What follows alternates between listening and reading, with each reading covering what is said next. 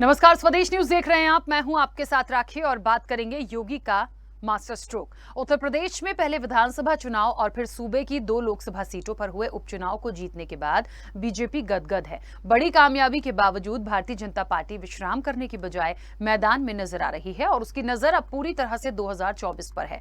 BJP का अब अगला मिशन 2024 है। आपको बता दें कि लोकसभा के रण में 2 साल से भी कम का वक्त बचा है। ऐसे में बीजेपी ने महारण में विजय हासिल करने के लिए अभी से कमर कस ली है। यूपी में बीजेपी ने सभी 80 लोकसभा सीटों पर जीत हासिल करने का लक्ष्य रखा है। इतना ही नहीं, इस बीच सीएम योगी ने एक और मास्टर स्ट्रोक भी खेला है। दरअसल मुख्यमंत्री योगी आदित्यनाथ ने छोटे उद्यमियों को 16,000 करोड़ का लोन बांटते हुए कहा कि सरकार जल्द ही हर परिवार के एक व्यक्ति को नौकरी, रोजगार, स्वतः रोजगार से जोड़ने की कार्ययोजना लेकर आ रही है। मुख्यमंत्री योगी आदित्यनाथ ने यह भी कहा कि 2017 के पहले एमएसएमई क्षेत्र पूरी तरह से खत्म हो गया था, लेकिन 2017 में जब बीजेपी की सरकार आई तो उनके सामने चुनौती थी। देश की सबसे बड़ी आबादी वाले राज्य में युवाओं के स्वावलंबन का विषय बहुत महत्वपूर्ण था। योगी के मुताबिक पहले की सरकारें केंद्र की योजनाओं में कोई रुचि नहीं लेती थी, लेकिन बीजेपी की सरकार आने के बाद तस्वीर बदल गई है। आपको बता दें कि योगी सरकार 2.0 का 100 दिन का कार्यकाल भी जुलाई के पहले हफ्ते में ही पूरा होने जा रहा है। योगी के इस ऐलान के बाद विपक्ष के कई नेता हैरान भी हैं और वो ये सवाल उठा रहे हैं कि आखिर सरकार कैसे सबको नौकरी देगी और नौकरी मिलेगी तो कब तक मिलेगी। सवाल वैसे एक ये भी होता है कि योगी सरकार के इस मास्टर स्ट्रोक के बाद विपक्ष का नया दांव क्या होगा। 2024 में बीजेपी को टक्कर देने के लिए कांग्रेस, सपा, बसपा समेत तमाम विपक्षी दल क्या नया करेंगे। चलिए इसी पर हम चर्चा करेंगे और आपको बता दें कि ये 2024 एक मिशन है, सभी के लिए है। भारतीय जनता पार्टी की तैयारियां कुछ थोड़ी सी अलग हैं और इस तैयारी के लिए ये जो मास्टर स्ट्रोक खेला गया है ये कितना फायदेमंद होगा और कैसे कर पाएंगे इसको, ये मुझे लगता है एक चर्चा का विषय है और बड़ा सवाल भी है।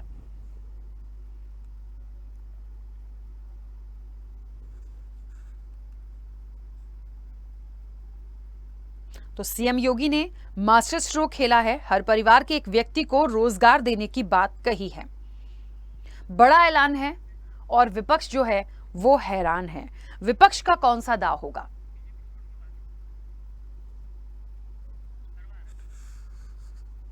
चलिए इस चर्चा को मैं आगे बढ़ाऊंगी।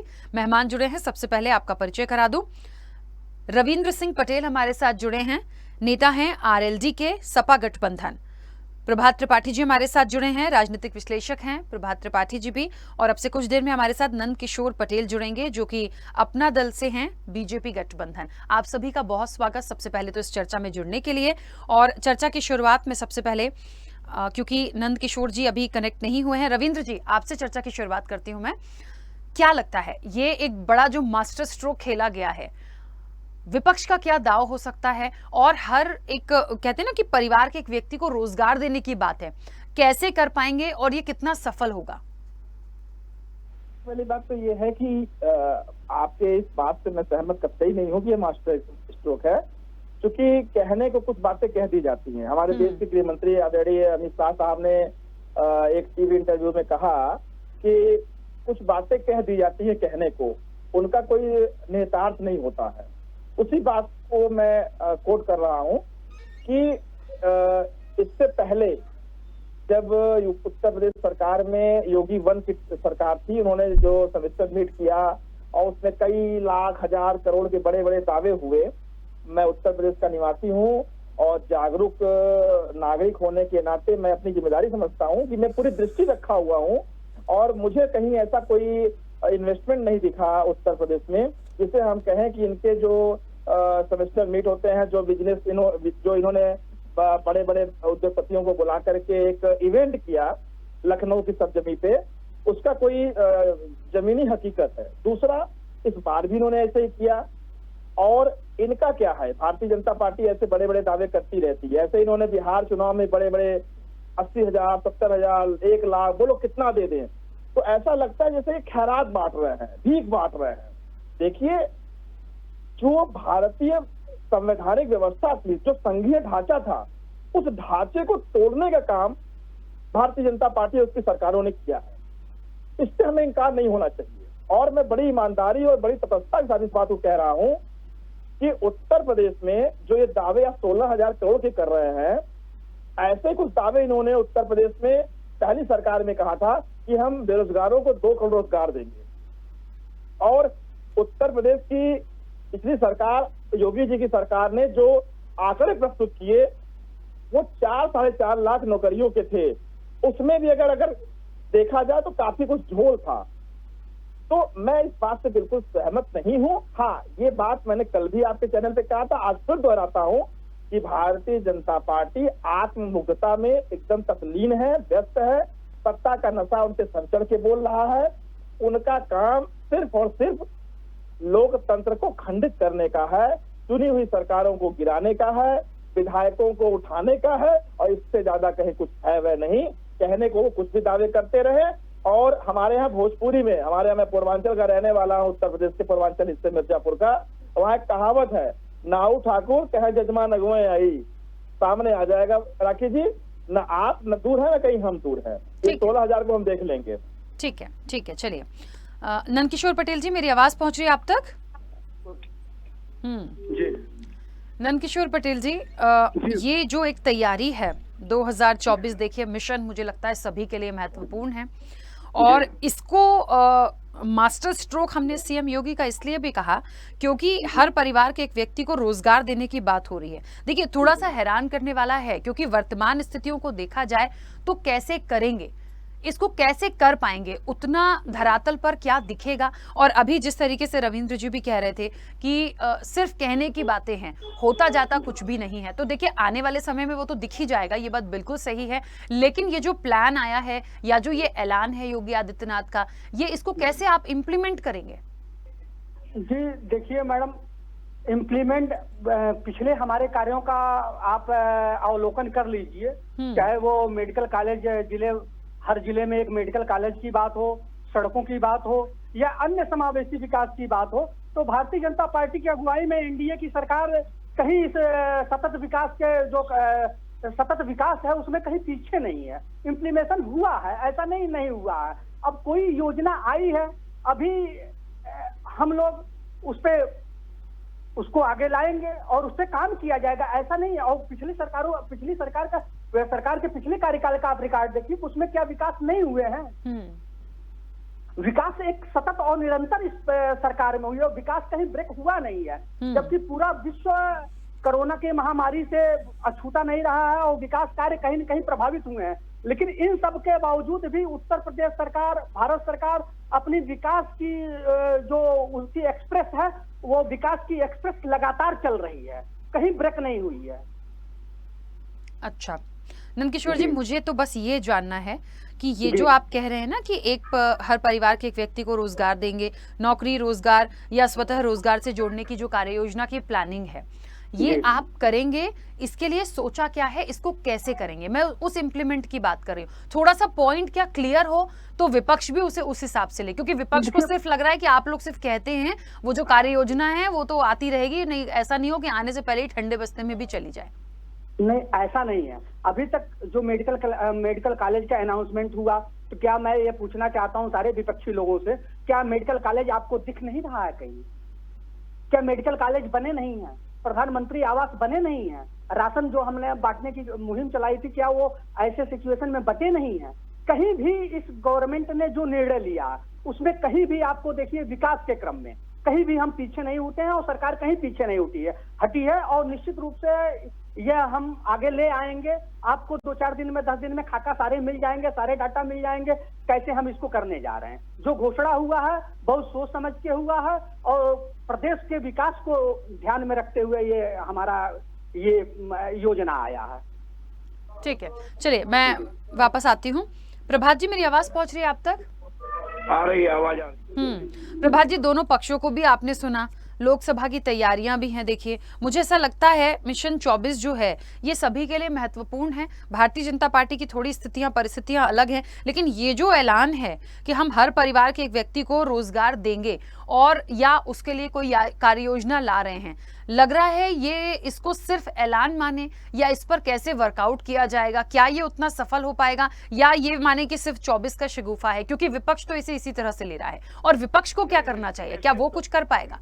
देखिए, निश्चित तौर पे जिस तरीके से ये जो है योजना लाई जा रही है, ये धरातल पे उतरेगी, क्योंकि जिस तरीके से मुख्यमंत्री योगी आदित्यनाथ का काम करने की शैली है और उस शैली के आधार पे भारतीय जनता पार्टी लगातार कील कांटे दुरुस्त कर रही है और 2024 के जिस तरीके से वो अपने एक मिशन में लगी है, अभी 2 उपचुनाव उन्होंने जीते और गढ़ों की राजनीति को उन्होंने ध्वस्त किया, चाहे वो रामपुर हो चाहे आजमगढ़ हो। और अब भारतीय जनता पार्टी उन सीटों पे फोकस कर रही है जिन सीटों पे 2019 में वो हार गई थी।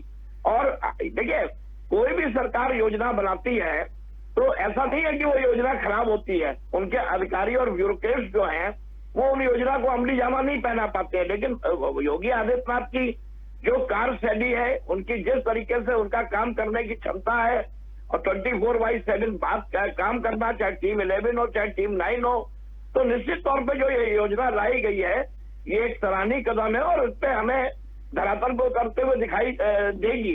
लेकिन सबसे बड़ी चीज जो अभी हमारे साथी कह रहे थे कि Bharatiya Janata party master stroke नहीं खेलती है, मैं कह रहा हूँ महाराष्ट्र में क्या हुआ, भारतीय जनता पार्टी ने अभी जो मास्टर स्ट्रोक खेला है, वहां एकनाथ शिंदे को उन्होंने मुख्यमंत्री बना दिया है, फडणवीस जी ने अपनी कुर्सी त्याग दी है।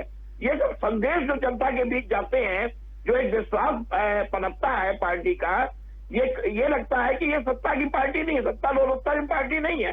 तो ये चाहे वो महाराष्ट्र का हो चाहे उत्तर प्रदेश का हो, उत्तर प्रदेश में जो सीटें भारतीय जनता पार्टी 2019 में हार गई थी, और देखिए सबसे बड़ी चीज क्या है, मायावती की जो 10 सीटें गठबंधन करके एमवाई का समीकरण अखिलेश के साथ वो गठबंधन टूट चुका है।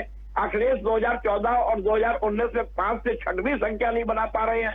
तो ये सब बड़े सोचने की बात है। और भारतीय जनता पार्टी जो भी होमवर्क करती है, उनके जो बूथ और पन्ना प्रमुख हैं, जो 24/7 काम करती है, दूसरे इनसे लग जाती है। ये नहीं कि वो चुनाव में आराम से बैठ गई और एसी में, खुद अखिलेश के सहयोगी दल चिल्ला रहे हैं कि एसी कमरे से निकलिए अखिलेश जी, तब आप कुछ कर पाएंगे। तो ये जो सारी चीजें हैं और ये जो योजना योगी जी लाए हैं और जिस तरीके से योजना पे काम शुरू होगा, तो निश्चित तौर पे वो धरातल पे दिखाई देगा। अब विपक्ष को ये न दिखाई दे, वो उसके लिए कोई मैं कुछ नहीं कह सकता हूँ। ये तो विपक्ष का देखने का नजरिया है। विपक्ष सत्ता में आना चाहता है, विपक्ष आरोप लगाएगा, लोकतंत्र में आरोप लगाना भी चाहिए, विपक्ष को सत्ता पक्ष की खिंचाई करनी भी चाहिए। तो ये सब चीज चलती रहेंगी। लेकिन 2024 का एक बड़ा मिशन है भारतीय जनता पार्टी के लिए, और वो मिशन 75+ का जो रखा गया है, वो निश्चित तौर पे मुझे लगता है कि योगी आदित्यनाथ के रहते हुए अचीवमेंट होगा। और ऐसा नहीं है कि नहीं होगा। और उनके जो सहयोगी दल हैं, चाहे वो अपना दल हो या और भी सहयोगी दल हैं, वो इंटेक्ट होकर उसके साथ हैं। और जिस तरीके से विपक्ष के सहयोगी दल अभी से ही भाग रहे हैं, छिटक रहे हैं, आरोप प्रत्यारोप लगा रहे हैं, उनको भी संभाल पाना अखिलेश के बस की बात नहीं है। और अखिलेश को उस पर भी ध्यान देना होगा। अखिलेश को अपना ये देखना होगा कि समाजवादी पार्टी जो सबसे बड़ी विपक्ष के रूप में पार्टी उभर के आई है, जो अपने सहयोगी दलों के साथ आई है, उनको कैसे अपने साथ रखा जाए और किस नीति और निर्धारण के साथ 2024 के लोकसभा चुनाव में भारतीय जनता पार्टी का मुकाबला किया जाए, ये एक सबसे बड़ी चुनौती है। ठीक है, ठीक है। रविंद्र जी कुछ कहना चाह रहे थे, अपनी बात रखिएगा।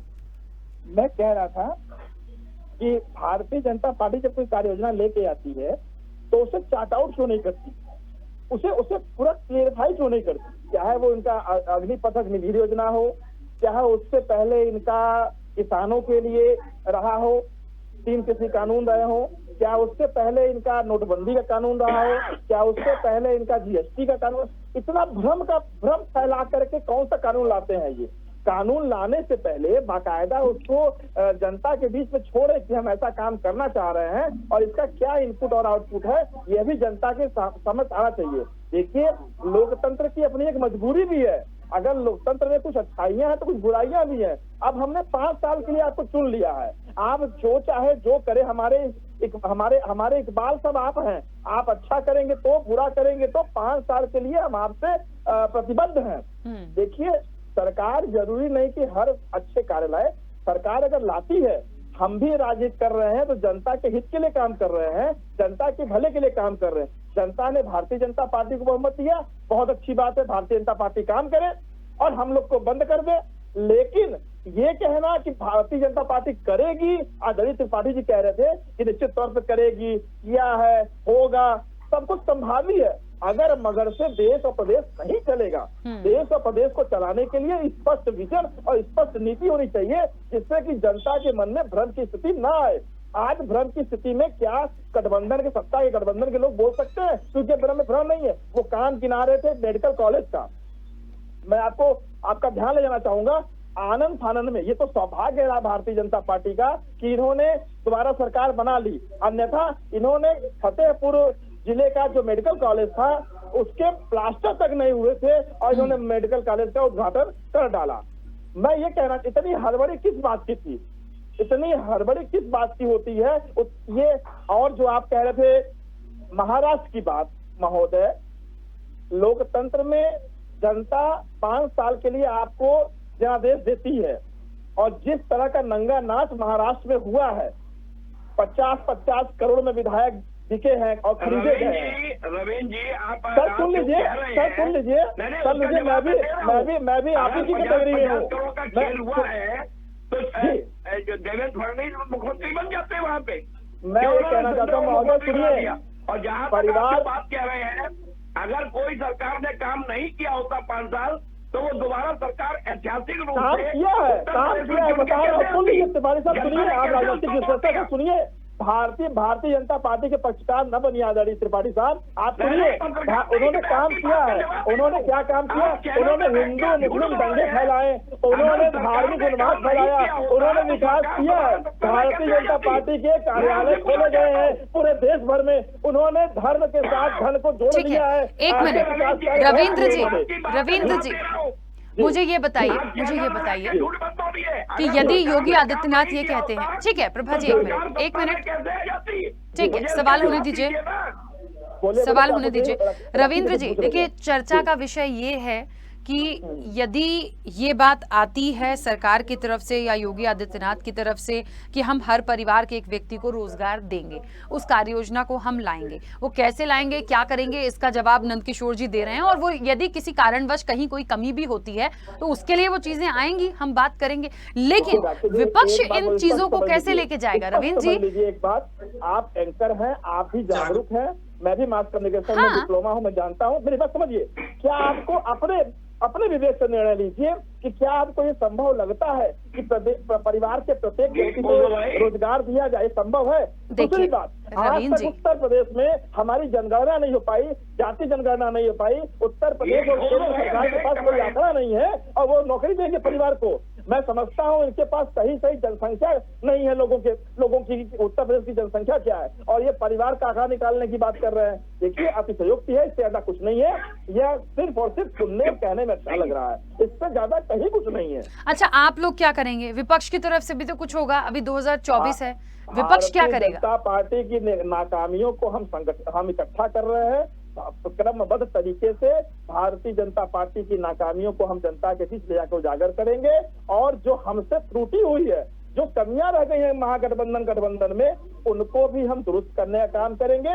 जैसा कि आपने अभी परिचर्चा में कहा कि हमारे गठबंधन के लोगों ने कुछ टिप्पणी की है आदरणीय अखिलेश जी पे, निश्चित तौर पे उसको भी दृष्टिगत रखा जाएगा। और देखिए, पार्टी गठबंधन ऐसा नहीं कि भारतीय जनता पार्टी अकेले राजनीति कर रही है। भारतीय जनता पार्टी भी तमाम प्रदेशों में तमाम लंगड़ी सरकारें लेके चल रही है। उत्तर प्रदेश में निषाद पार्टी है, अपना दल यस है, और तमाम उस तरह के छोटे बड़े दल हैं।